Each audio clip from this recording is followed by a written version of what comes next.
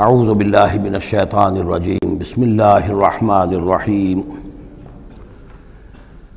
قل لا اقول لکم عندی خزائن اللہ ولا اعلم الغیب ولا اقول لکم انی ملک ان اتبع الا ما یوحی الی قل هل یستوی الاعمی والبصیر افلا تتفکرون صدق اللہ العظیم۔ اے نبی ان سے کہہ دیجئے میں تم سے یہ نہیں کہتا کہ میرے اختیار میں ہیں اللہ کے خزانے، تم مجھ سے کہتے ہو یہ دکھاؤ یہ دکھاؤ یہ دکھاؤ۔ میں نے کب دعویٰ کیا ہے کہ میرا اختیار ہے؟ کسی شخص سے مطالبہ کیا جانا چاہیے اس کے دعوے کے مطابق۔ میں نے الوہیت میں داخل ہونے کا کب دعویٰ کیا؟ میں نے تو دعویٰ کیا ہے کہ میں اللہ کا ایک بندہ ہوں، عام انسان ہوں، بشر ہوں، مجھ پر وحی آئی ہے، مجھے مامور کیا گیا ہے کہ تمہیں متنبہ کر دوں، وہ کام میں کر رہا ہوں۔ لا اقول لکم عندی خزائن اللہ، میں تو نہیں کہتا کہ میرے پاس کوئی اللہ کے خزانے ہیں، میرے اختیار میں ہیں۔ ولا اعلم الغیب، نہ میں نے یہ دعویٰ کیا ہے کہ غیب کا علم مجھے حاصل ہے۔ ولا اقول لکم انی ملک، نہ میں نے تم سے کبھی یہ کہا ہے یا کہتا ہوں کہ میں فرشتہ ہوں۔ ان اتبع الا ما یوحی الی، میں تو بس اتباع کر رہا ہوں اس شے کی کہ جو مجھے طرف وحی کی جا رہی ہے۔ قل هل یستوی الاعمی والبصیر، کہیے تو پھر اب برابر ہو جائیں گے دیکھنے والے اور اندھے؟ افلا تتفکرون، تو کیا تم تفکر نہیں کرتے، غور و فکر سے کام نہیں لیتے؟ وانذر بہ، اب پھر یہاں بہ پر زور دے رہا ہوں میں۔ اے نبی اس قرآن کے ذریعے سے خبردار کر دیجئے، آپ کا کام انذار ہے، تبشیر ہے۔ اوپر آ چکا ہے وما نرسل المرسلین الا مبشرین، پہلے آ چکا ہے اوحی الی ھذا القرآن لانذرکم بہ ومن بلغ، یہاں پھر آیا وانذر بہ الذین یخافون ان یحشروا الی ربہم، خبردار کر دیجئے اس کے ذریعے سے ان لوگوں کو کہ جنہیں واقعتاً کچھ خوف ہے کہ وہ اپنے رب کی طرف لے جائے جائیں گے۔ جیسا کہ میں نے آپ کو بتایا تھا کہ ان میں بھی بہت کم لوگ تھے کہ جو بعث بعد الموت کے منکر تھے، وہ یہ کہتے تھے کہ ہاں ہے، قیامت ہے، اٹھیں گے، اپنے رب کے پاس جائیں گے، لیکن وہاں ہمارے چھڑانے والے ہیں، وہ ہمیں بچا لیں گے۔ وانذر بہ الذین یخافون ان یحشروا الی ربہم لیس لہم من دونہ ولی ولا شفیع، ان کے لیے کوئی نہیں ہوگا اللہ کے سوا، نہ کوئی حمایتی نہ سفارش کرنے والا۔ اپنی ان مغالطوں کو رفع کر لیں، ان غلط فہمیوں کو رفع کر لیں۔ لعلہم یتقون، شاید کہ ان میں تقوی پیدا ہو جائے، شاید کہ وہ ڈر جائیں، شاید کہ خوف پیدا ہو جائے۔ ولا تطرد الذین یدعون ربہم بالغداۃ والعشی یریدون وجہہ، اور مت دھتکاریے آپ ان لوگوں کو کہ جو پکارتے ہیں اپنے رب کو صبح و شام اور وہ اس کی چہرے کے طالب ہیں، اس کی رضا کے جویا ہیں۔ یہ اصل میں اشارہ ہو رہا ہے کہ تمام رسولوں کے ساتھ یہ معاملہ ہوا، خاص طور پر حضرت نوح کے ساتھ بھی، کہ جو بڑے بڑے سرداران ہوتے تھے قوم کے، وہ کہتے تھے کہ اے نوح ہم تو تمہارے پاس آنا چاہتے ہیں، سمجھنا چاہتے ہیں بات کیا ہے، لیکن ہم دیکھتے ہیں جب بھی آئیں تمہارے پاس، تمہاری محفل میں بیٹھے ہوتے ہیں ہمارے کمی کاری ملازم گھٹیا لوگ، اب ہماری شایان شان نہیں ہے کہ ہم ان کے ساتھ بیٹھیں۔ یہی بات حضور سے کہتے تھے کہ آپ آتے ہیں آپ کے پاس بات سمجھنے کے لیے، یہ آپ کے گرد جو جمگھٹا لگا رہتا ہے یہ ہمارے غلام لوگ ہیں، یہ ہمارے جو ہیں معاشرے کے پست طبقات ہیں، یہ آپ کے آس پاس ہوتے ہیں، تو پھر ہمارے شایان شان یہ نہیں ہے کہ ہم ان کی موجودگی میں آپ سے بات کریں۔ اس پر جواب دیا جا رہا ہے اے نبی آپ ان کی باتوں سے کوئی اثر نہ لیں، آپ خام خواہ اپنے ان ساتھیوں کو، چاہے وہ غریب ہیں چاہے وہ پست طبقات سے ہیں، لیکن ان کی شان یہ ہے کہ وہ صبح و شام اللہ کو پکارتے ہیں، اللہ سے دعا کرتے ہیں، مناجات کرتے ہیں، تسبیح و تحمید کرتے ہیں، اور وہ اس کے چہرے، اس کے روح انور کے طالب ہیں، وہ اس کی رضا چاہتے ہیں، اس کی خوشی چاہتے ہیں۔ انہوں نے اپنی زندگی جو ہے من یشری نفسہ ابتغاء مرضات اللہ، یہ تو وہ لوگ ہیں جنہوں نے اپنی جانیں جو ہے اللہ کی رضا جوئی کے لیے، اللہ کی رضا حاصل کرنے کے لیے تج دی ہیں۔ ما علیک من حسابہم من شیء، آپ کے ذمے ان کے حساب میں سے کچھ نہیں ہے۔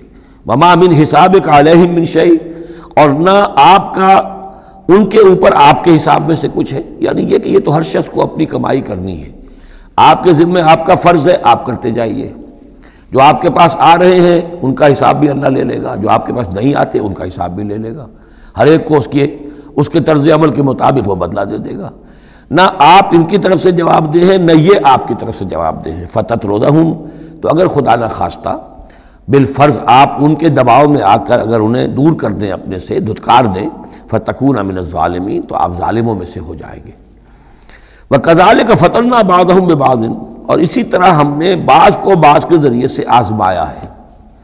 حق کہہ رہا ہے ایک شخص لیکن ہے مفلس، اب وہ دولت مند جو ہے وہ مسکرائے گا، اس کو دیکھو یہ مجھے سمجھانے آیا ہے، اس کے کپڑے پھٹے ہوئے ہیں، جوتیاں پٹخارتا ہوا آ گیا مجھے سمجھانے کے لیے، اپنی حیثیت کو نہیں پہچانتا۔ حالانکہ دیکھنا یہ چاہیے کہ جو بات وہ کہہ رہا ہے صحیح ہے یا غلط۔ اس طرح ہم آزمائش کر دیتے ہیں لوگوں کے لیے، وَكَذَلِكَ فَتَنَّا بَعْضَهُم بِبَعْضٍ، اسی طرح ہم آزماتے ہیں بعض کو بعض کے ذریعے سے، لِيَقُولُوا، تاکہ وہ کہیں أَهَٰؤُلَاءِ مَنَّ اللَّهُ عَلَيْهِم مِّن بَيْنِنَا، کیا یہ وہ لوگ ہیں جن پر اللہ کا خاص انعام و احسان ہوا ہے ہم میں سے؟ اللہ کا احسان ہم پر ہوا ہے، دولت مند ہم ہیں، سردار ہم ہیں، چودراٹیں ہماری ہیں، حویلیاں ہماری ہیں، یہ جو ہیں گرے پڑے طبقات کے لوگ، کیا یہ ہیں کہ جو اللہ کا احسان اور ان کے اوپر اللہ تعالیٰ کا بڑا فضل ہوا ہے؟ یہ کہا کرتے تھے مکے کے لوگ بھی کہ اگر قرآن اللہ نے بھیجنا ہی تھا، کتاب نازل کرنی تھی، نبوت دینی تھی، تو کوئی رجل من القریتین عظیم، یہ جو دو شہر ہیں مکہ اور طائف، بڑے بڑے چودھری ہیں، سرمایہ دار ہیں، بڑے لوگ ہیں، سردار ہیں، ان میں سے کسی کے پاس بھیجتا۔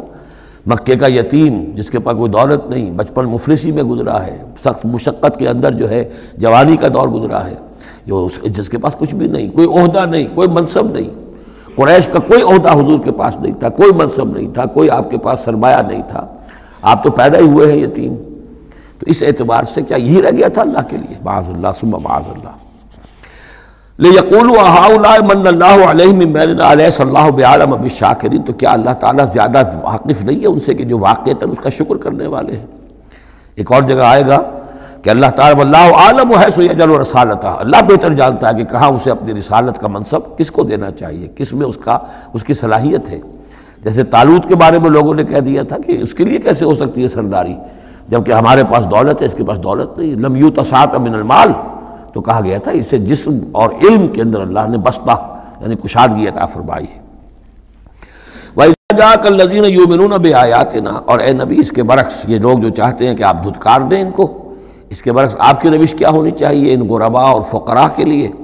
وَإِذَا جَاءَكَ الَّذِينَ يُؤْمِنُونَ بِآيَاتِنَا، جب آپ کے پاس آئیں وہ لوگ جو ہماری آیات پر ایمان رکھتے ہیں، فَقُلْ سَلَامٌ عَلَيْكُمْ، تو آپ ان کو سلام کہا کیجئے اور ان کو خوشخبری دیا کیجئے، کتب ربکم علی نفسہ الرحمہ، تمہارے رب نے اپنے اوپر رحمت کو لازم کر لیا ہے، اور تمہارے لیے خاص رحمت کا مظہر کیا ہے؟ انہ من عمل منکم سوءا بجہالۃ، کہ تم میں سے کوئی بھی اگر کسی وقت کوئی برے کام کا ارتکاب کر بیٹھے، جذبات میں آ کر، ناواقفیت سے، جہالت میں، ثم تاب من بعدہ، پھر اگر وہ فوراً توبہ کر لے گا، وہ اصلاح اور اصلاح کر لے گا، فانہ غفور الرحیم، تو اللہ تعالیٰ غفور الرحیم ہے۔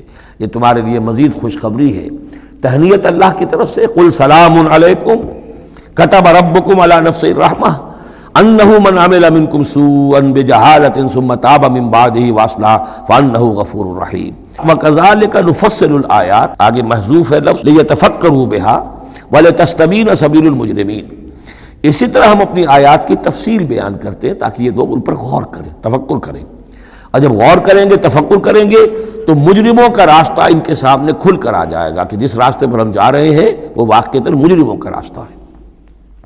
قل انی نہیت ان اعبد الذین تدعون من دون اللہ، کہہ دیجئے مجھے تو روک دیا گیا ہے ان کو پوجنے سے کہ جن کو تم پکارتے ہو اللہ کے سوا، یہ لات عزیٰ منات ان کو میں نہیں پکار سکتا، مجھے روک دیا گیا ہے، مجھے تو حکم دیا گیا ہے لا تدعوا مع اللہ احدا، اللہ کے ساتھ کسی اور کو مت پکارو۔ قل لا اتبع اہواءکم، اور کہہ دیجئے ڈنکے کی چوٹ میں تمہاری خواہشات کی پیروی نہیں کر سکتا، قد ضللت اذن، اگر ایسا کروں گا تو میں خود گمراہ ہو جاؤں گا، وما انا من المہتدین، اور پھر نہ رہوں گا میں ہدایت والوں میں۔ قل انی علی بینۃ من ربی، اب اس کو ذرا نوٹ کر لیجئے، کہہ دیجئے کہ میں تو اپنے رب کی طرف سے ایک بڑی بینہ پر ہوں، میں جس راستے پر چل رہا ہوں روشن راستہ ہے، میں اس کا باطن بھی جانتا ہوں، اس کی حقیقت بھی مجھ پر منکشف ہے۔ اور یہ بینہ اصل میں کیا ہے، یہ جا کر آگے سورہ ہود میں یہ بات زیادہ کھلے گی کہ بینہ جو ہے وہ ایک عام انسان کے لیے دو چیزوں سے بنتی ہے، فطرت سلیمہ، جیسا کہ میں نے شروع میں عرض کیا تھا آپ سے، فطرت سلیمہ، عقل سلیم، اس سے انسان ایک حد تک آ گیا، پھر اللہ کی وحی جو آئی اس نے تصدیق کر دی، یہ بینہ بن گیا۔ اب اسی معنی میں پھر رسول اور پھر اللہ کی وحی مل کر بینہ بن جاتے ہیں، وہ لوگوں کے حق میں بینہ اور خود اپنے حق میں بینہ کیا ہے؟ آپ کی اپنی فطرت سلیمہ، عقل سلیم، اور اس پر پھر وحی کی توثیق، وحی نے آ کر ان کو اجاگر کر دیا ان حقائق کو جن تک آپ اپنی عقل سلیم اور فطرت سلیمہ کی رہنمائی میں پہنچ چکے تھے۔ قل انی علی بینۃ من ربی، کہہ دیجئے میں کوئی اندھیرے میں ٹامک ٹوئیاں نہیں مار رہا ہوں، تم جو مجھ سے مطالبے کر رہے ہو، مجھ پر دباؤ ڈال رہے ہو، میں تو اپنے رب کی طرف سے بینہ پر ہوں۔ وَكَذَّبْتُمْ بِهِ، تم نے اسے جھٹلا دیا ہے۔ مَا عِندِي مَا تَسْتَعْجِلُونَ بِهِ، میرے پاس وہ شے موجود نہیں ہے جس کی تم جلدی مچا رہے ہو۔ وہ جلدی مچاتے تھے، لے آئیے عذاب، بہت سن چکے ہم، کان پک گئے سن سن کر ہمارے، عذاب آئے گا، عذاب آئے گا، عذاب کہاں ہے؟ وہ عذاب کہاں رکا ہوا ہے؟ 10 برس ہو گئے، میرے پاس نہیں ہے، میرے اختیار میں نہیں ہے۔ وہ عذاب بھی آئے گا، اللہ کے فیصلے سے آئے گا، جب وہ چاہے گا آئے گا۔ ما عندی ما تستعجلون بھی، جس چیز کی تم جلدی مچا رہے ہو وہ میرے اختیار میں نہیں ہے۔ ان الحکم الا للہ، فیصلے کا اختیار کلیتاً اللہ کے ہاتھ میں ہے۔ یقص الحق، وہ حق بات بیان کر دیتا ہے، وہ خیر الفاصلین، اور وہ سب سے اچھا فیصلہ کرنے والا ہے۔ قل لو ان عندی ما تستعجلون بہ، اب اس میں وہ تلخی جو ہے وہ ظاہر ہو رہی ہے کہ تم جو تنگ آ گئے ہو میری باتیں سن سن کر، میرے اندر بھی تمہاری جانب سے بیزاری پیدا ہو چکی ہے۔ قل لو ان عندی ما تستعجلون بہ، کہہ دیجئے اگر میرے ہاتھ میں ہوتا، میرے اختیار میں ہوتا، میرے پاس ہوتا جس کی تم جلدی مچا رہے ہو، لقضی الامر بینی و بینکم، تو میرے اور تمہارے مابین کبھی کا فیصلہ طے ہو چکا ہوتا، میں تمہیں ابھی مزید مہلت نہ دیتا۔ تم اگر تمہارے کان پک گئے تو میں بھی تنگ آ چکا ہوں، میرے بھی اب جو ہے صبر کا پیمانہ جو ہے وہ ایک حد کو پہنچ چکا ہے۔ لقضی الامر بینی و بینکم، میرے اور تمہارے مابین کبھی کا فیصلہ چکا دیا گیا ہوتا۔ واللہ عالم بالظالمین، اللہ خوب واقف ہے ظالموں سے۔ وَعِندَهُ مَفَاتِحُ الْغَیب، اسی کے پاس ہے خزانے غیب کے۔ یہ مفاتح جو یہاں جمع آیا ہے تو مفتاح کہتے ہیں کنجی کو، اس کی جمع بھی ہے، اور مفتاح کہتے ہیں اس کو جس سے کھولا گیا، یعنی خزانہ۔ یہاں پر مفتاح کی جمع ہے، یہ مفاتح۔ وَعِندَهُ مَفَاتِحُ الْغَیب، اسی کے پاس غیب کے سارے خزانے ہیں۔ لا يَعْلَمُهَا إِلَّا هُوَ، کوئی جانتا ہی نہیں ان کو سوائے اس کے۔ وَيَعْلَمُ مَا فِي الْبَرِّ وَالْبَحْرِ، اور وہ تو جانتا ہے جو کچھ خشکی میں ہے اور جو کچھ سمندر میں ہے۔ وَمَا تَسْقُطُ مِنْ وَرَقَةٍ إِلَّا يَعْلَمُهَا، اور نہیں گرتا کوئی ایک پتا بھی کسی درخت سے مگر اللہ کے علم میں ہوتا ہے۔ وَلَا حَبَّةٍ فِي ظُلُمَاتِ الْأَرْضِ وَلَا رَطْبٍ وَلَا يَابِسٍ، نہیں گرتا کوئی دانہ نہ زمین کی تاریکیوں میں، کوئی دانہ گھستا ہے زمین کے اندر بیج کی شکل میں، ولا رطبن، نہ کوئی ہری چیز تر و تازہ، ولا یابس، نہ سوکھی چیز، الا فی کتاب مبین، ایک کتاب مبین میں سب کی سب موجود ہے۔ یہ کتاب مبین اللہ کا علم قدیم ہے، اللہ کا علم قدیم جس میں کہ ہر شے موجود ہے، ما کان و ما یکون، آن واحد کی طرح۔ وَهُوَ الَّذِي يَتَوَفَّاكُمْ بِاللَّيْلِ، اب یہ لفظ یہاں پر آ گیا ہے، وہ جو قادیانیوں کے ساری خباثت کا توڑ جو ہے، وہ جو میں نے وضاحت آپ کو بیان کی تھی کہ وفا یوفی یتوفا، اب یہاں آ گیا وَهُوَ الَّذِي يَتَوَفَّاكُمْ بِاللَّيْلِ، وہی ہے جو تمہیں وفات دیتا ہے رات کے وقت۔ کیا وفات دیتا ہے؟ کیا انسان مر جاتا؟ نہیں، جان تو رہتی ہے، شعور نہیں رہتا۔ میں نے کہا تھا 3 چیزیں ہیں، جسم ہے، جان ہے، جان میں شعور ہے۔ بڑا پیارا ایک شعر ہے فارسی کا، جان نہاں در جسم او در جان نہاں، جسم کے اندر تو پنہا ہے جان، جان میں وہ پنہا ہے۔ 3 چیزیں ہو گئیں۔ یہاں اس شعر میں وہ سے مراد کچھ اور ہے، اس وقت میں اس پر نہیں جاؤں گا، لیکن 3 چیزیں سمجھ لیجئے۔ جان نہاں در جسم، جسم کے اندر جان پنہا ہے، او در جان نہاں، وہ جان میں نہاں ہے، اے نہاں اندر نہاں اے جانے جان۔ یہ پھر کسی اور جگہ پر پڑھیں گے اس شعر کو انشاءاللہ۔ اب سمجھ لیجئے، ایک جسم ہے، جسم میں جان ہے، جان میں شعور ہے، اصل شے تو شعور ہے، لہذا نیند میں صرف شعور لے گئے، موت ہوئی تو شعور بھی لے گئے، جان بھی لے گئے، اور عیسیٰ کو لے گئے، شعور بھی لے گئے، جان بھی لے گئے، جسم بھی لے گئے۔ تو توفع جو ہے کل کا کل پورے طور پر ہوا ہے حضرت عیسیٰ علیہ السلام کا۔ ہمارا توفع یا توفی جو ہوتا ہے وہ تو ادھورا ہوتا ہے، جسم یہیں رہ جاتا ہے، جان اور شعور چلا جاتے ہیں، اور نیند میں شعور چلا گیا۔ وَهُوَ الَّذِي يَتَوَفَّاكُمْ بِاللَّيْلِ وَيَعْلَمُ مَا جَرَحْتُم بِالنَّهَارِ، وہی ہے جو تمہیں وفات دے دیتا ہے، قبضے میں لے لیتا ہے، يَتَوَفَّاكُم رات کے وقت، اور وہ جانتا ہے جو کچھ کہ تم کرتے ہو دن کے وقت۔ ثُمَّ يَبْعَثُكُمْ فِيهِ، پھر وہ دوبارہ اگلی صبح کو پھر تمہیں اٹھا دے گا۔ لیقضی اجل المسمى، تاکہ وہ تمہاری جو مہلت ہے وہ پوری ہو جائے۔ یعنی روزانہ ایک طرح سے ہم موت کی آغوش میں چلے جاتے ہیں۔ آدھی موت تو ہے، نیند کسے کہتے ہیں؟ آدھی موت ہے۔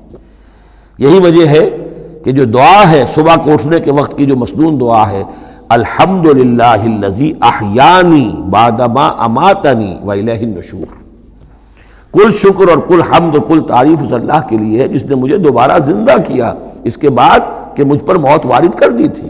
نیند جو ہے وہ موت کی بہن ہے، اور اسی طرح اٹھنا ہے اللہ کی طرف۔ یہ بڑا ایک عجیب نکتہ ہے، اس کو ذہن میں اس کو اپریشیٹ کیجئے۔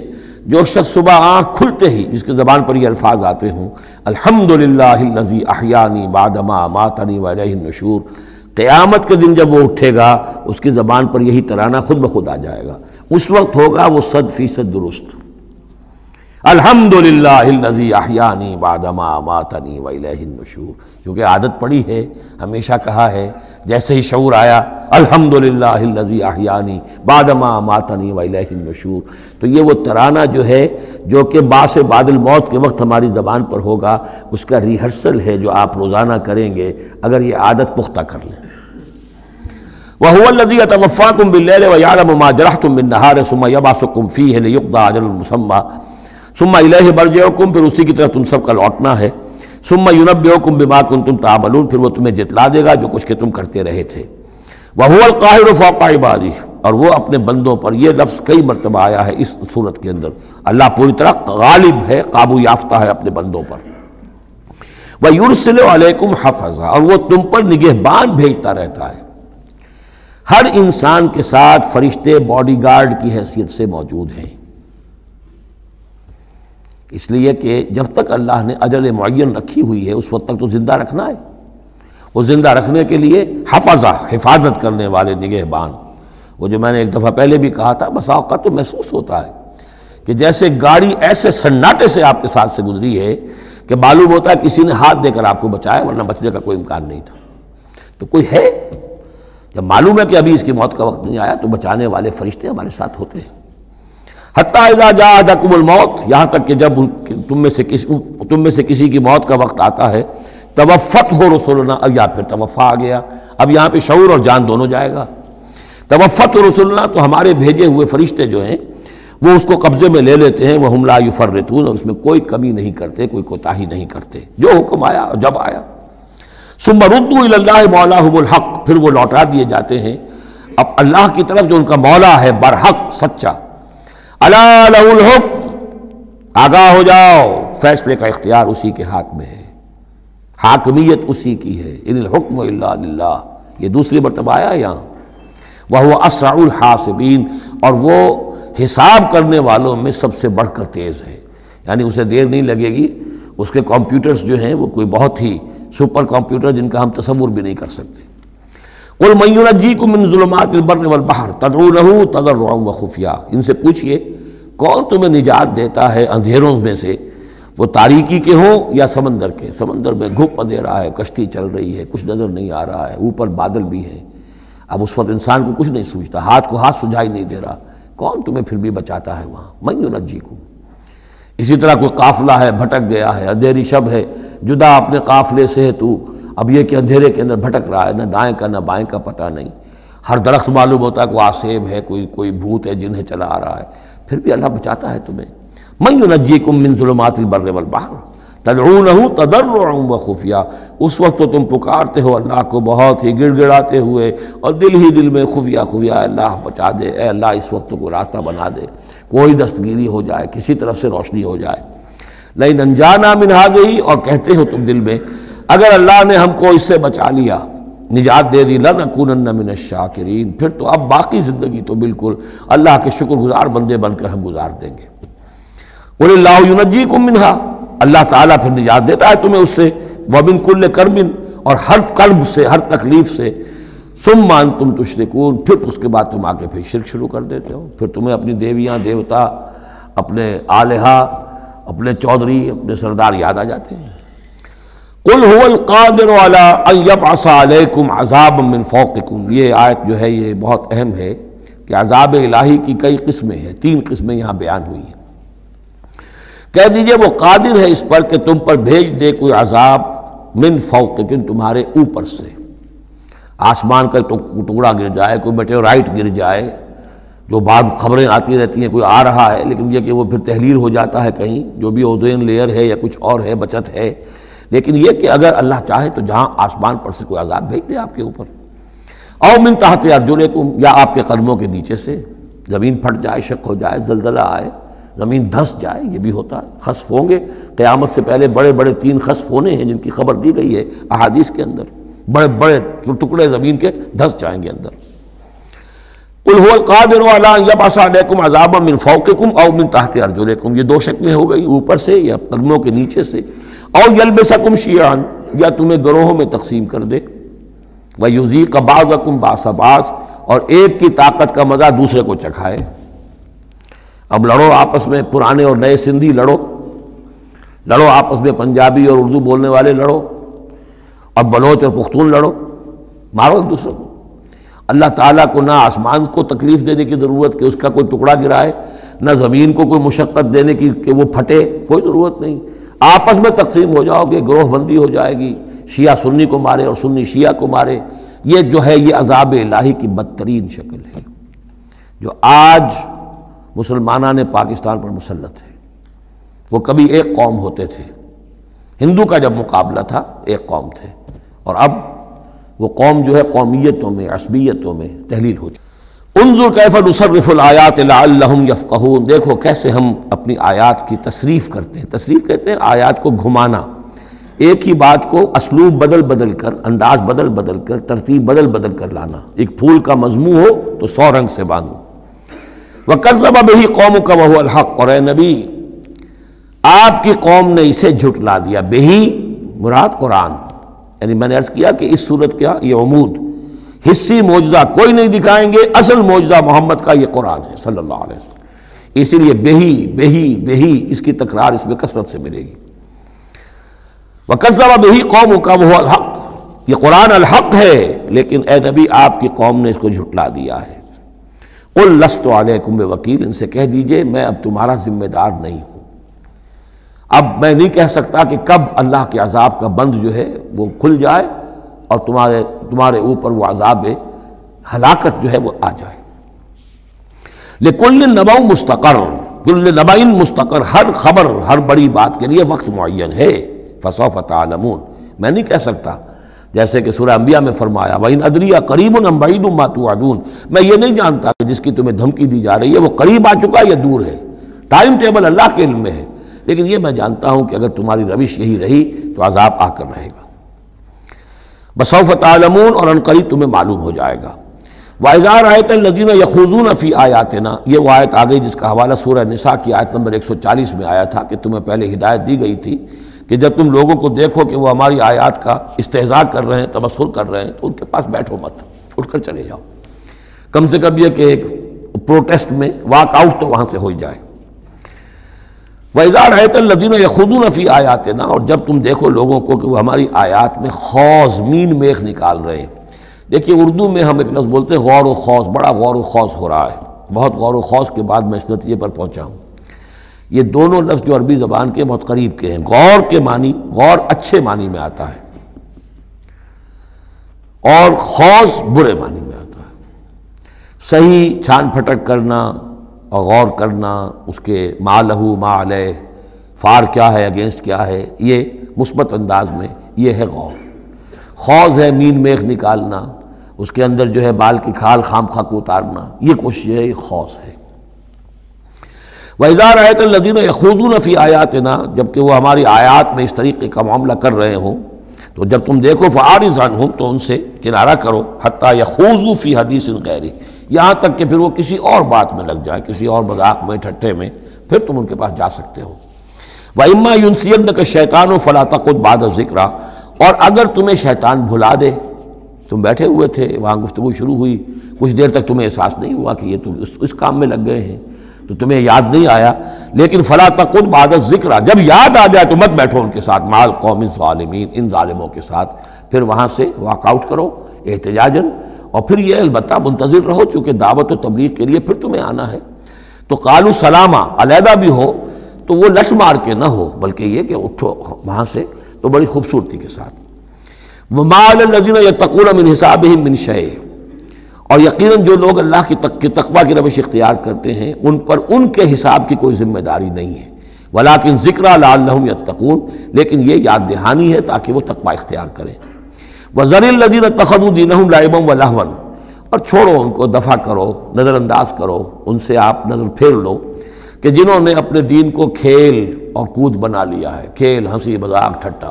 بہت سے لوگ اب بھی مل جائیں گے آپ کو دین کے معاملے میں کبھی سنجیدہ ہوتے ہی نہیں، دین کی بات اگر شروع ہوگی تو وہ اسے استہزاء میں، تمسخر میں، ٹٹ بٹس میں، اینیکڈوٹس میں، یہ واقعات یوں ہو گیا تھا، یہ ایسا تھا، اس میں اس کو جو ہے وہ بالکل ختم کر دیں گے۔ وَذَرِ الَّذِينَ اتَّخَذُوا دِينَهُمْ لَعِبًا وَلَهْوًا وَغَرَّتْهُمُ الْحَيَاةُ الدُّنْيَا، اور ان کو تو اصل میں دھوکے میں مبتلا کر دیا ہے دنیا کی زندگی نے، ساری توجہات ادھر ہیں، بھاگ دوڑ اس کے لیے ہے، زیادہ سے زیادہ کمانا ہے، مال جمع کرنا ہے، حلال سے ہو حرام سے ہو، ساز و سامان کی فکر پڑی ہوئی ہے۔ وَذَكِّرْ بِهِ، اب پھر بہی کو نوٹ کیجئے، تذکیر کیجئے، اس کے قرآن کے ذریعے سے تذکیر کیجئے، جیسے کہ سورہ قاف کی آخری آیت ہے فَذَكِّرْ بِالْقُرْآنِ مَنْ يَخَافُ وَعِيدٍ، قرآن کے ذریعے سے تذکیر کیجئے اس شخص کو کہ جس کے اندر کچھ خوف ہے اللہ کے وعدے کا اور اللہ کی وعید کا۔ تو یہاں بھی آیا کہ آپ ان کو چھوڑیے، وَذَكِّرْ بِهِ أَن تُبْصَرَ نَفْسٌ بِمَا كَسَبَتْ، اس قرآن کے ذریعے سے انہیں تذکیر کرائیے، یاد دہانی کرائیے کہ مبادا کوئی شخص گرفتار ہو جائے اپنے کرتوتوں کے عوض، وہ وقت نہ آ جائے کہ تم اپنی رنگ رلیوں اور کرتوتوں کے عوض رہن رکھے جاؤ، گرفتار ہو جاؤ۔ لیس لہا من دون اللہ ولی ولا شفیع، پھر اس کے لیے اللہ کے سوا کوئی نہیں ہوگا، یا اللہ کے مقابلے میں اللہ سے بچانے والا کوئی نہیں ہوگا، نہ کوئی ولی اور نہ شفیع۔ دیکھیں دوسری مرتبہ کیٹیگوریکل ڈینائل شفیع کی آیت الکرسی کے ضمن میں عرض کر چکا ہوں، بیشتر مقامات پر قرآن مجید میں کیٹیگوریکل ڈینائل ہے، کوئی شفاعت نہیں، البتہ ہے ایک شفاعت کا، ایک شفاعت حقہ کی ایک حیثیت، وَلِلَّهِ مَا فِي السَّمَاوَاتِ وَمَا فِي الْأَرْضِ، اس کی شرائط ہے، اس کی لیمٹس ہیں، اگر ان شرائط اور لیمٹ سے آزاد کر دیں گے تو پھر یہ ہے کہ وہ شفاعت کا جو تصور ہے ایمان بالآخرت کی نفی کر دے گا، پھر کوئی فائدہ ہی نہیں، ڈر کائے گا۔ جب چھڑوانے والے ہیں جو چاہو کرو، جو بھی کچھ ہیں، لیکن تیرے محبوب کی امت میں ہیں، شرابی ہیں، زانی ہیں، بدماش ہیں، چور ہیں، ڈاکو ہیں، حرام خور ہیں، غبن کرتے ہیں، جو بھی کچھ ہے، لیکن تیرے محبوب کی امت میں ہے، تو اگر تو اسی پر کوئی معاملہ طے ہونا ہے تو خام خواہ کاہے کو آدمی ہاتھ روکے، بابر بعیش کوش کے عالم دوبارہ نیست، پھر تو جو عیش کر سکتے ہو کرو، جہاں آج پڑتا ہے کیوں روکتے ہو؟ وہ تو سیدھی سیدھی بات ہے۔ لیس لہا من دون اللہ ولی ولا شفیع وان تعدل کل عدل، یہ وہی عدل آ گیا، اور اگر فدیہ دینا چاہیں کل کا کل فدیہ، لا یؤخذ منہا، نہیں قبول کیا جائے گا۔ واتقوا یوما لا تجزی نفس عن نفس شیئا ولا یقبل منہا شفاعۃ ولا یؤخذ منہا عدل ولا هم ینصرون، جو یہ 2 مرتبہ سورہ بقرہ میں آ چکا ہے۔ اولئک الذین ابسلوا بما کسبوا، یہ لوگ تو اب گرفتار ہو چکے ہیں اپنی کرتوتوں کے عوض، اب یہ رہن ہے۔ لہم شراب من حمیم، ان کے لیے تو ہے پینے کے لیے تو کھولتا ہوا پانی، وعذاب علیم بما کانوا یکفرون، اور دردناک عذاب ہوگا ان کے کفر کی پاداش میں۔ قل اندعو من دون اللہ ما لا ينفعنا ولا يضرنا، اے نبی ان سے کہیے کیا ہم پکاریں اللہ کو چھوڑ کر ان چیزوں کو جو نہ ہمیں نفع پہنچا سکتی ہے نہ نقصان؟ یہ بت کیا نفع پہنچائیں گے تمہیں، کیا نقصان پہنچائیں گے؟ خود اپنی حفاظت کر نہیں سکتے، اپنی مکھیاں اڑا نہیں سکتے، ان کو پکارتے ہو، ان کے سامنے سجدے کرتے ہو، ان کو متھے ٹیکتے ہو۔ اندعو من دون اللہ ما لا ينفعنا ولا يضرنا، خیر بت کی بات تو ہو گئی بہت ہی واضح، باقی بھی اس کائنات کے اندر کوئی کسی کے لیے نہ خیر کے پر قدرت رکھتا ہے نہ شر پر، الا باللہ، لا حول ولا قوت الا باللہ۔ یہ یقین ہو جائے تب توحید مکمل ہوگی، پھر کس کے سامنے آدمی سر جھکائے خام خواہ، کس کے آگے اپنی عزت نفس پیش کرے، اس کا دھیلا کرے؟ کسی کے ہاتھ میں اختیار ہے ہی نہیں، لا حول ولا قوت الا باللہ۔ حدیث میں آیا ہے، حضرت عبداللہ ابن عباس کو مخاطب کر کے کہا ہے کہ اے نوجوان اس بات کو اچھی طرح جان لے، اگر تمام دنیا کے انسان مل کر چاہیں، اولکم و آخرکم و انسکم و جنکم، کہ تمہیں کوئی فائدہ پہنچا دیں، نہیں پہنچا سکتے جب تک کہ اللہ نہ چاہے۔ اور تمام انسان چاہے تمہیں کوئی نقصان پہنچا دیں، نہیں پہنچا سکتے جب تک اللہ نہ چاہے۔ تو پھر یک درگیر و محکم گیر پکارو اللہ کو، کسی اور کو پکارنے کا، کسی اور سے سوال کرنے کا، کسی اور سے ڈرنے کا، کسی اور سے التجائیں کرنے کا، کسی اور کا استغاثہ کرنے کا، دہائی دینے کا کیا فائدہ؟ قُلْ أَنَدْعُو مِن دُونِ اللَّهِ مَا لَا يَنفَعُنَا وَلَا يَضُرُّنَا وَنُرَدُّ عَلَىٰ أَعْقَابِنَا، اور ہم جو ہے اپنی ایڑیوں کے بل لوٹا دیے جائیں بعد اذ ہدانا اللہ، جبکہ ہمیں تو اللہ نے ہدایت دے دی ہے۔ کالذی استہوتہ الشیاطین فی الارض حیران، کیا اس طرح کے آدمی ہم بن جائیں کہ جن کو شیاطین نے، جنوں نے کسی جنگل میں بیابان میں اس کی مت مار دی ہو، راستہ بھلا دیا ہو، اب اسے کچھ نظر نہیں آ رہا۔ لہو اصحاب یدعونہ الی الہدی ائتنا، ہیں اس کے ساتھی جو اس کو پکار رہے ہیں کہ آؤ ہماری طرف، ہدایت کی طرف آؤ، ہمارے پاس آؤ۔ قل ان ھدی اللہ ھو الھدی، یہ نقشہ کھینچ دیا گیا ہے جماعتی زندگی کی کتنی برکت ہے۔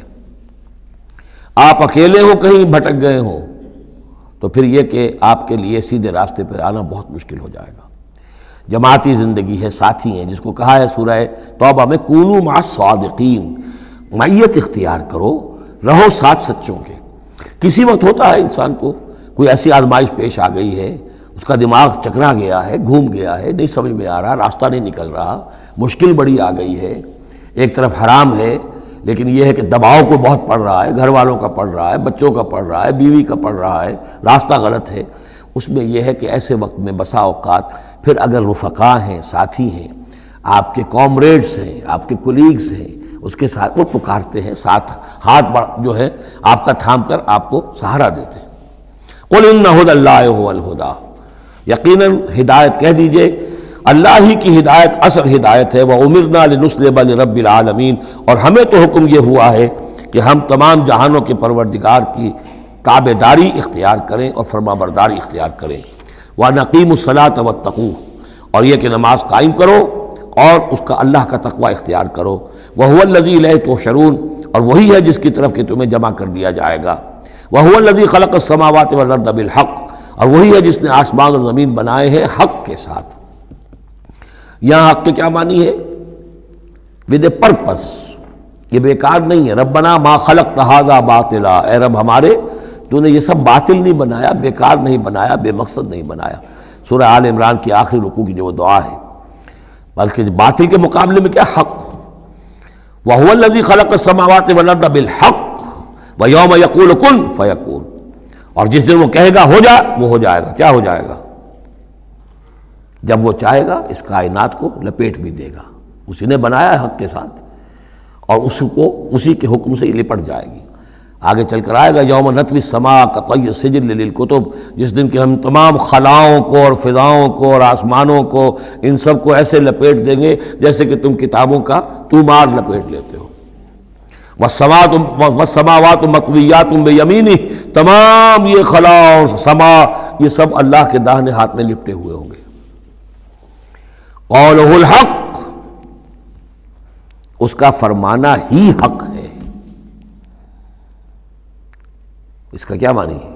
صرف اس کا کہہ دینا کن، بس، اس سے کسی اور شے کی ضرورت نہیں ہے، کوئی ذریعہ، کوئی میٹر، کوئی انرجی، کچھ نہیں۔ قولہ الحق، اس کا فرمانا ہی برحق ہے، اس کا کہہ دینا ہی برحق۔ کن فیکون، یوم یقول کن فیکون قولہ الحق۔ وَلَهُ الْمُلْكُ یوم يُنفَخُ فِي الصُّورِ، اور اسی کے لیے ہوگی بادشاہی اس دن جس دن کے سور میں پھونکا جائے گا۔ اگرچہ حقیقت میں تو بادشاہی اب بھی اسی کی ہے، لیکن ابھی جھوٹے سچے بادشاہ بیٹھے ہوئے ہیں۔ یہ سب جو ہے یہ سب نسیہ منسیہ ہو جائیں گے۔ لمن الملک اليوم للہ الواحد القہار، معلوم یہ کہ اب بھی اگرچہ بادشاہی اسی کی حقیقت میں، لیکن یہ جھوٹے سچے ڈرامے والے خدا جو ہیں کچھ نہ کچھ بیٹھے نظر آتے ہیں بادشاہ۔ وَلَهُ الْمُلْكُ یوم يُنفَخُ فِي الصُّورِ، عالم الغیب، وہ تمام غیب کا جاننے والا، والشہادہ، اور کھلی باتوں کا جاننے والا، وَهُوَ الْحَكِيمُ الْخَبِيرُ، اور وہ کمال حکمت والا اور ہر شے سے باخبر۔ وَإِذْ قَالَ إِبْرَاهِيمُ لِأَبِيهِ آزَرَ، اب اس میں آپ دیکھیں گے اس سورہ مبارکہ میں حضرت ابراہیم کا ذکر ہے اور پھر ان کی نسل کے بعض انبیاء کرام کا ذکر ہے۔ ایک گلدستہ تو ہم پڑھ آئے ہیں سورہ نساء کے آخر میں، وہاں 13 انبیاء اور رسل کے نام آئے تھے، یہاں اس سے ذرا بڑا گلدستہ آئے گا، یہاں پہ 17 انبیاء اور رسول کے نام آئیں گے، لیکن حضرت ابراہیم علیہ السلام کا ذکر یہاں آیا ہے۔ اور جو جن رسولوں کی قوموں پر ہلاکت کے بارے میں قرآن میں صراحت کے ساتھ مذکور ہے، ان 6 کا ذکر جو ہے سورہ اعراف میں آئے گا۔ حضرت ابراہیم علیہ السلام کی قوم کا کیا حشر ہوا، یہ صراحت کے ساتھ قرآن میں مذکور نہیں ہے۔ جو قوم نوح کے ساتھ، ہود کے ساتھ، قوم صالح کے ساتھ، قوم شعیب کے ساتھ ہوا، تو حضرت ابراہیم علیہ السلام کے معاملے کو علیحدہ نکال لیا ہے، وہ سورہ انعام میں، اور باقی جو ہے نوح، ہود، صالح اور شعیب، لوط اور موسیٰ، ان کا ذکر جو ہے وہ آپ کو ملے گا سورہ اعراف میں، اس لیے کہ ان کا معاملہ ایام اللہ کا ہے۔ تو فذکرہم بایام اللہ، التذکیر بآلاء اللہ اس میں ہے، التذکیر بایام اللہ اس میں ہے، لہذا یہاں حضرت ابراہیم کا ذکر ہے۔ وَإِذْ قَالَ إِبْرَاهِيمُ لِأَبِيهِ آزَرَ أَتَتَّخِذُ أَصْنَامًا آلِهَةً، اور یاد کرو جب کہ کہا ابراہیم نے اپنے باپ آزر سے، کیا تم نے ان بتوں کو اپنا خدا بنا رکھا ہے؟ یہاں جو آزر کا لفظ خاص طور پر آیا ہے میرے نزدیک، یہ اصل میں تورات کی نفی کے لیے، تورات میں تارح نام لکھا گیا ہے، گویا اس کی تصحیح کے لیے، ورنہ یہاں کوئی خاص ضرورت نہیں تھی۔ وَإِذْ قَالَ إِبْرَاهِيمُ لِأَبِيهِ، یہ کافی تھا، لیکن نام اس لیے دیا گیا کہ تورات سے پڑھنے والوں کو مغالطہ ہوتا ہے، اور اسی مغالطے کو اہل تشیع نے اختیار کر لیا ہے۔ انہوں نے تورات میں جو نام دیا گیا ہے اسے حضرت ابراہیم کا باپ کہا ہے، اور حضرت یہ جو آزر تھا اس کو کہا ہے کہ یہ چچا تھا۔ اس کی خاص وجہ ہے، وہ پھر کسی موقع پر بیان ہوگی، لیکن یہ کہ تورات کی اس غلطی کو اہل تشیع نے اختیار کیا۔ قرآن مجید نے اسی کی نفی کے لیے یہاں پر حضرت ابراہیم کے والد کا نام صراحتاً بتا دیا کہ آزر ہے۔ وَإِذْ قَالَ إِبْرَاهِيمُ لِأَبِيهِ آزَرَ، اور یاد کرو جب کہ کہا تھا ابراہیم نے اپنے باپ آزر سے، أَتَتَّخِذُ أَصْنَامًا آلِهَةً، کیا آپ نے ان بتوں کو اپنا الہ بنایا ہوا ہے؟ انی اراک وقومک فی ضلال مبین، میرا تو خیال یہ ہے، میری رائے تو یہ ہے کہ آپ بھی اور آپ کی قوم بھی کھلی گمراہی میں مبتلا ہے۔ وَكَذَلِكَ نُرِي إِبْرَاهِيمَ مَلَكُوتَ السَّمَاوَاتِ وَالْأَرْضِ، اور اسی طرح ہم دکھانے لگے یا دکھاتے رہے ابراہیم کو آسمانوں اور زمین کے ملکوت۔ ملکوت سے مراد کیا ہے کہ اللہ تعالیٰ نے اس کائنات کا جو نظام قائم کیا، جسے میں کہتا ہوں کہ جو یونیورسل ایک گورنمنٹ ہے، اس کا ایک نظام ہے، اس کے کارندے ہیں، تو اس کے مشاہدہ اللہ تعالیٰ اپنے رسولوں کو کراتا ہے تاکہ ان کا یقین جو ہے وہ یقین اس درجے کا ہو جائے کہ جیسے کہ اپنی آنکھوں سے دیکھی ہوئی چیزیں، وَلَيَكُونَ مِنَ الْمُوقِنِينَ، اور تاکہ وہ پوری طرح یقین کرنے والوں میں سے ہو جائے۔ لیکن واو چونکہ یہاں آیا، اس سے پہلے ہم محذوف مانیں گے تاکہ وہ اپنی قوم پر حجت قائم کر سکے اور پوری طرح یقین کرنے والوں میں سے ہو جائے۔ یہ جو آگے آ رہا ہے یہ در حقیقت حضرت ابراہیم علیہ السلام کی طرف سے اپنی قوم پر حجت کو اس طور سے پیش کیا گیا ہے۔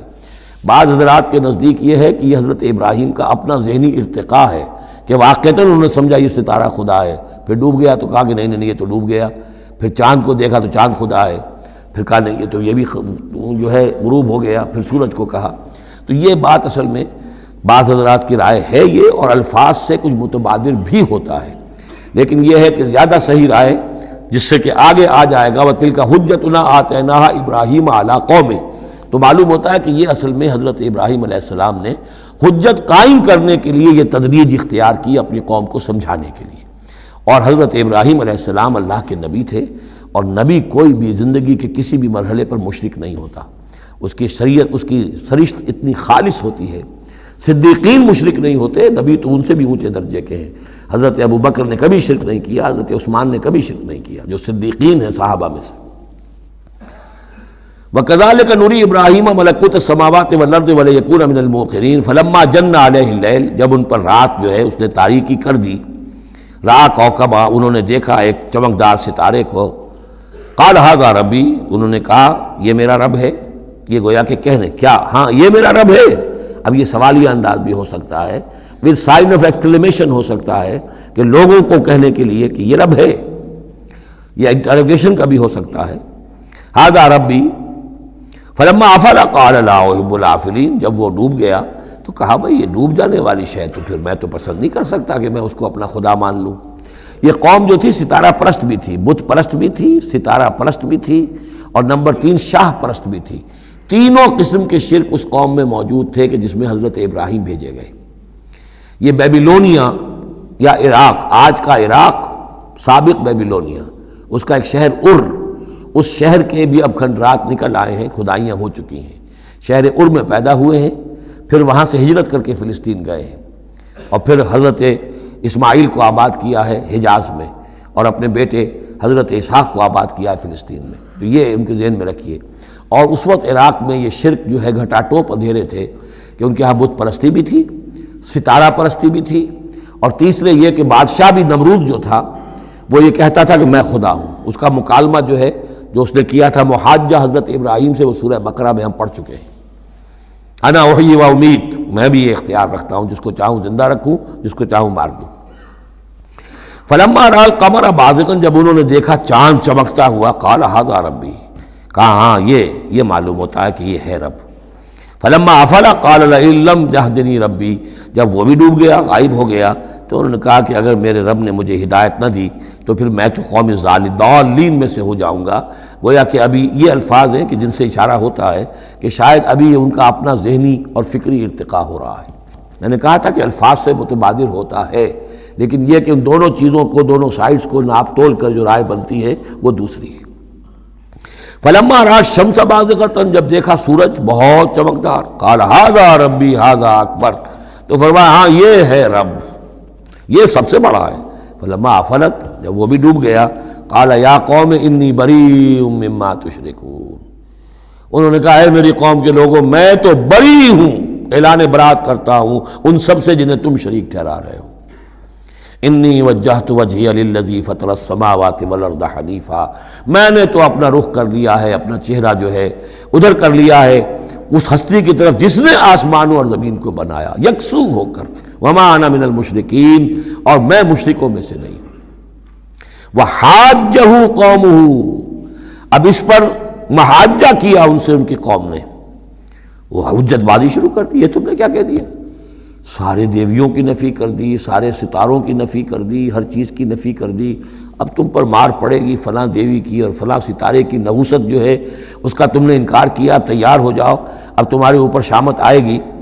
قال تحاجونی فی اللہ وقد ہدان، انہوں نے فرمایا مجھ سے محاجہ کر رہے، حجت بازی کر رہے اللہ کے بارے میں، جبکہ اس نے تو مجھے ہدایت دے دی ہے، مجھے تو اللہ نے ہدایت دی ہے۔ ولا اخاف ما تشرکون بہ، اور مجھے کوئی خوف نہیں ان ہستیوں کا جنہیں تم شریک ٹھہرا رہے ہو، مجھے کوئی خوف نہیں۔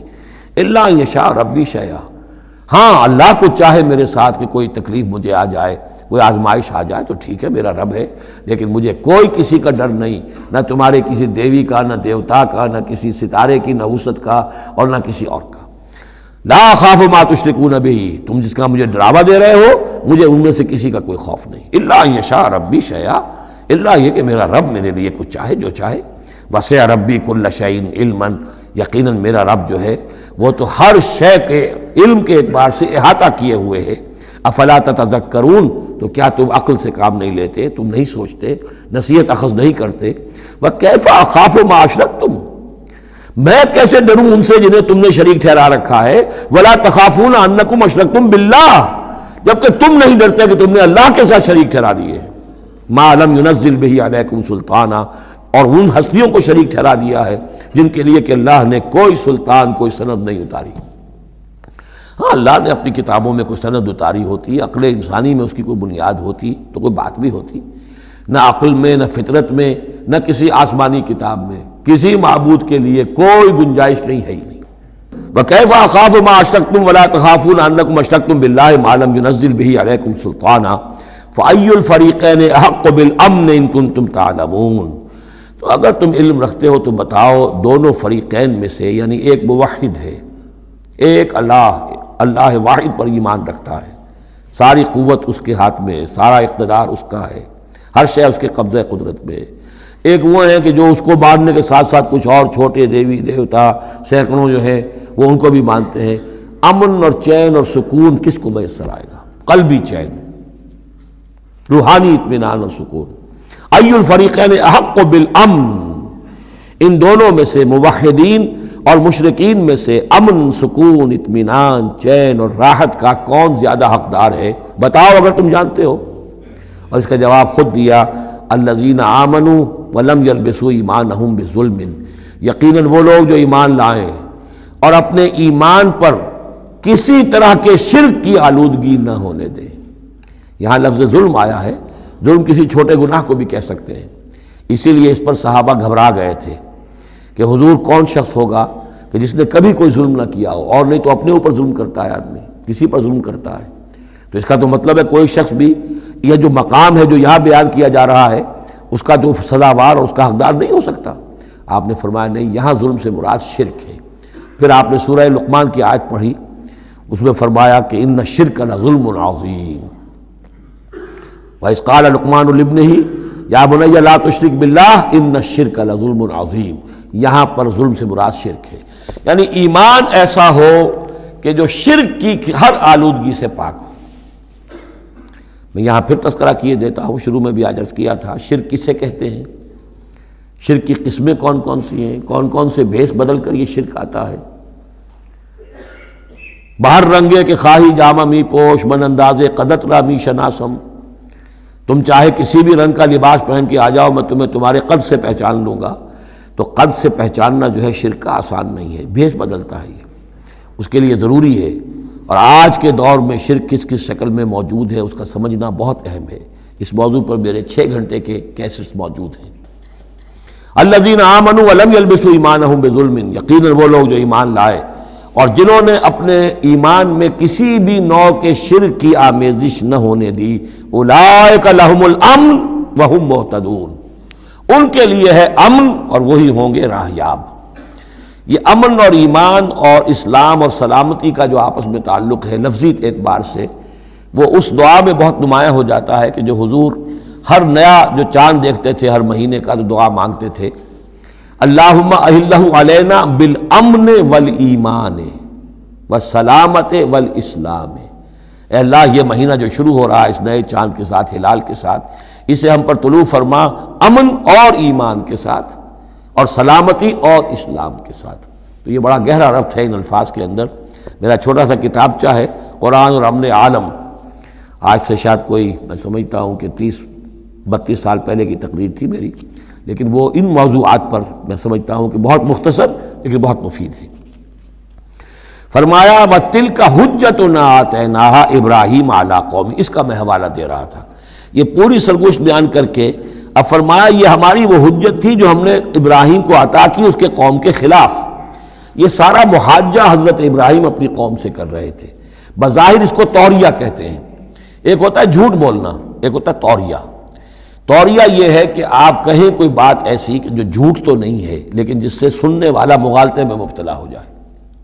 مثلا حضرت شیخ الہند رحمۃ اللہ علیہ کا واقعہ ہے، جس زمانے میں ان کے وارنٹ نکلے ہوئے تھے اور وہ حرمین شریفین میں تھے، مکہ مکرمہ میں تھے، وارنٹ نکلا ہوا ہے اور شریف حسین والی مکہ جو ہے اس کے سپاہی ڈھونڈتے پھر رہے ہیں کہ کہاں ہے وہ مولوی ہندوستانی جو ہے جو باغی ہے انگریزوں کا، اس کو پکڑا جائے۔ اب یہ ایک جگہ پر یہ کہیں کھڑے ہوئے تھے تو ایک شرطے نے آ کر جو وہاں کا سپاہی تھا پوچھا ان کے بارے میں محمود الحسن کو جانتے ہو کہ یہاں جانتا ہوں۔ وہ کہاں ہے؟ محمود الحسن کہاں ہے؟ تھوڑا سا 2 قدم پیچھے ہٹ کے کہا ابھی یہی تھے۔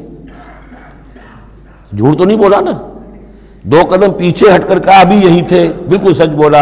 اس نے سمجھا ابھی یہی تھے، دوڑا ادھر دوڑ گیا، اپنے نکل گئے۔ اس کا نام ہے توریہ۔ یہ جھوٹ بھی نہیں ہے لیکن یہ کہ سننے والے کو مغالطہ بھی ہو گیا۔ اصل میں حضرت ابراہیم علیہ السلام کے کلام میں یہ توریہ کا انداز جو ہے وہ بہت ہے، تاکہ لوگوں کو جیسے جب بتوں کو سب کو توڑ دیا تو کہا کہ اس نے توڑا ہوگا، یہ جو بڑا ہے جو صحیح سالم کھڑا ہوا بڑا بت، اور تیشہ بھی جو ہے جس سے توڑا تھا سب کو وہ اس کی گردن میں لگا دیا کہ یہ جو ہے جو آلہ ہے، آلہ واردات بھی اسی کے پاس سے برآمد ہو رہا ہے اور یہ سالم ہے، باقی سب ٹوٹ گئے ہیں، تو قرائن کی شہادت بھی ہے کہ یہی ہے، پکڑو اس کو۔ تو یہ ہوتا ہے ان کو سمجھانے کے لیے کہ وہ سوچیں، دروں بینی پر آمادہ ہو جائیں۔ تو یہ ہے میرے نزدیک ان آیات کا محل یہ ہے۔ وَتِلْكَ حُجَّتُنَا آتَيْنَاهَا إِبْرَاهِيمَ عَلَىٰ قَوْمِهِ، اور یہ ہماری وہ دلیل تھی جو ہم نے عطا فرمائی ابراہیم کو اس کی قوم کے خلاف۔ نرفع درجات من نشاء، ہم بلند کرتے ہیں درجے جن کے چاہتے ہیں۔ اب ظاہر بات ہے یہاں کہنے کا مقصد یہ ہم نے ابراہیم کے درجے بہت بلند کیے۔ ان ربک حکیم علیم، یقیناً تیرا رب حکیم اور علیم ہے۔ وَوَهَبْنَا لَهُ اسحاق وَيَعْقُوب، اب وہ گلدستہ شروع ہو رہا ہے، اور ہم نے اسے عطا فرمایا اسحاق جیسا بیٹا، یعقوب جیسا پوتا، کلن ہدینا، سب کو ہم نے ہدایت دی. وَنُوحًا هَدَيْنَا مِن قَبْلُ، اور نوح کو ہم نے ہدایت دی تھی ان سے بھی پہلے. وَمِن ذُرِّيَّتِهِ، اور ان کی اولاد میں سے، حضرت ابراہیم کی اولاد میں سے، داؤد و سلیمان و ایوب و یوسف و موسیٰ و ہارون. کیسے کیسے عظیم نبی ہم نے اٹھائے، داؤد جیسا بادشاہ، سلیمان جیسا بادشاہ، ایوب اور یوسف اور موسیٰ اور ہارون. وَكَذَلِكَ نَجْزِي الْمُحْسِنِينَ، اسی طرح ہم بدلہ دیتے ہیں محسنین کو. یہ لوگ ظاہر بات ہے کہ ایمان کی اس بلند ترین منزل پر فائز تھے جس کو ہم پڑھائیں سورہ مائدہ میں کہ ثُمَّ اتَّقَوْا وَأَحْسَنُوا وَاللَّهُ يُحِبُّ الْمُحْسِنِينَ. وَزَكَرِيَّا وَيَحْيَا وَعِیسیٰ وَإِلیاس، مزید برآں زکریا جیسے نبی، یحییٰ جیسے نبی، عیسیٰ علیہ السلام، وإلیاس کل من الصالحین، یہ سب کے سب نیک بختوں میں سے تھے. وإسماعیل وَالْیسع وَیونس وَلوطا، اور اسماعیل اور الیسع اور یونس اور لوط، وَكُلًّا فَضَّلْنَا عَلَى الْعَالَمِینَ، سب کو ہم نے تمام جہان والوں پر فضیلت دی. وَمِنْ آبائِهِمْ، اور ان کے آباء و اجداد میں سے بھی، وذریاتہم، اور ان کی نسلوں میں سے بھی، واخوانہم، اور ان کے بھائیوں میں سے بھی، واجتبیناہم، ہم نے ان کو چن لیا، پسند کر لیا، سلیکٹ کر لیا. وہدیناہم الی صراط مستقیم، اور ہم نے ان کو ہدایت دی سیدھے راستے کی طرف. ذالک ھدی اللہ یہدی بہ من یشاء من عبادہ، یہ اللہ کی وہ ہدایت ہے جس کی وہ ہدایت بخشتا ہے جس کو چاہتا ہے اپنے بندوں میں سے. وَلَوْ أَشْرَكُوا، اور اگر بالفرض وہ بھی شرک کرتے، لَحَبِطَ عَنْهُمْ مَا كَانُوا يَعْمَلُونَ، ان کے بھی سارے اعمال حبط ہو جاتے.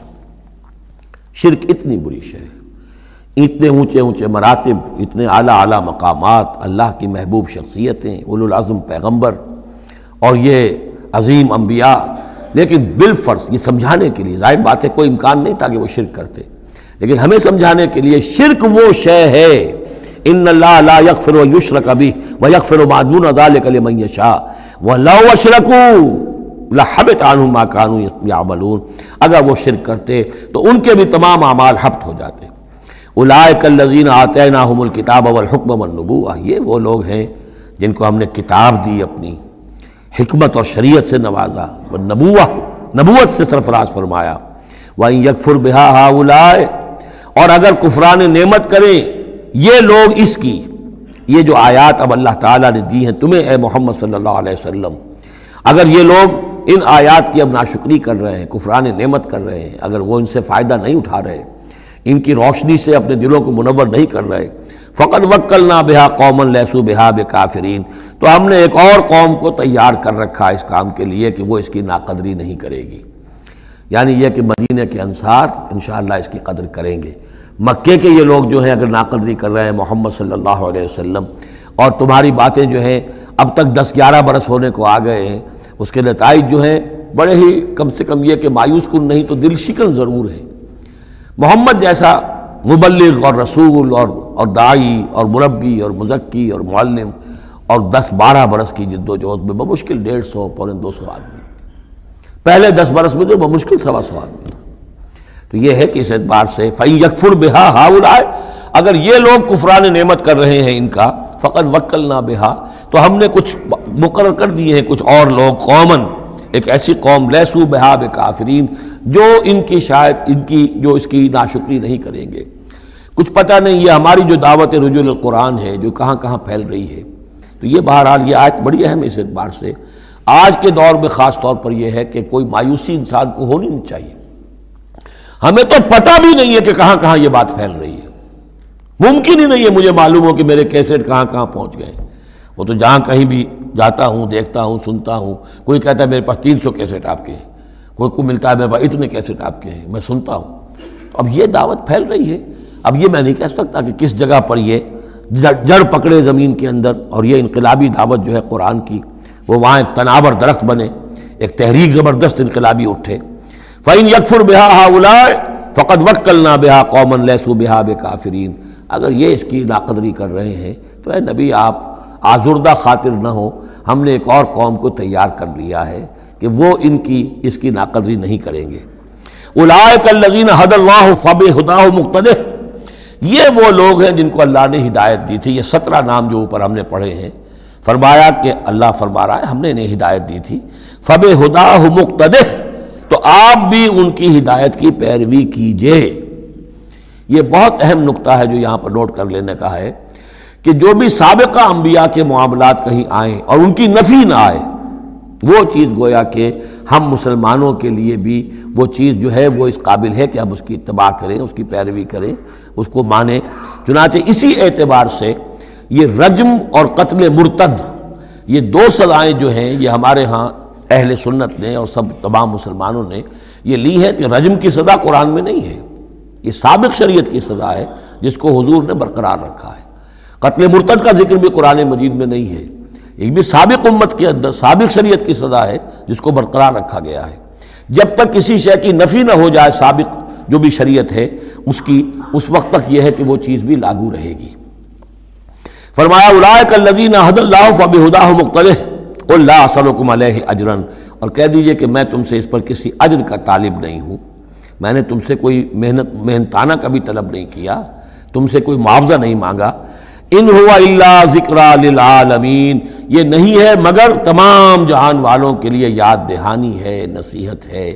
جو چاہے اس سے کسب فیض کرے، جو چاہے اس سے نور حاصل کرے، جو چاہے اس سے صحیح صراط مستقیم تک کی رہنمائی اخذ کر لے، یہ تو اللہ تعالیٰ کی طرف سے ایک صدقہ جاریہ ہے۔ ان هو الا ذکری للعالمین، یاد دہانی اور نصیحت ہے تمام جہان والوں کے لیے۔ بارک اللہ لی ولکم فی القرآن العظیم ونفعنی وإیاکم بالآیات والذکر الحکیم۔